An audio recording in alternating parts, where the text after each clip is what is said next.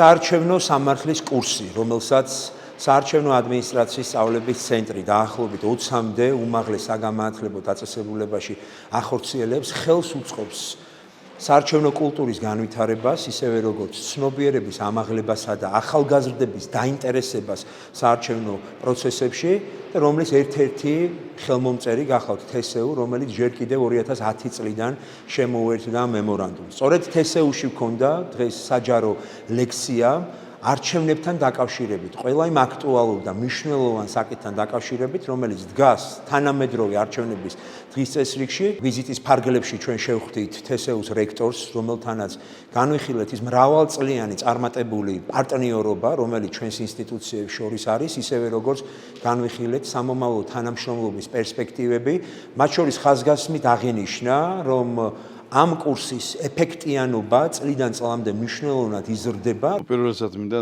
დიდი მადლობა მოვახსენო ცენტრალური საარჩევნო კომისიის ხელმძღვანელს, რომ ეწვია თბილისის სახელმწიფო უნივერსიტეტს და შეხვედრა გამართა ჩვენს სტუდენტებთან. ამ შეხვედრამ აჩვენა კიდევაც თუ რამდენად დიდია ინტერესი სტუდენტების მხრიდან საარჩევნო სამართლის მიმართ. აუცილებელია საზოგადოებაში აი ამ კულტურის დამკვიდრება და ზოგადად ქვეყანაში პოლიტიკური კულტურისათვის მნიშვნელოვანია უპირველესად სწორედ არჩევნების და საარჩევნო ასე ვთქვათ კულტურის გაზრდა. ჩემთვის როგორც საქართველოს მოქალაქისთვის ძალიან მნიშვნელოვანი შეხვედრა შედგა.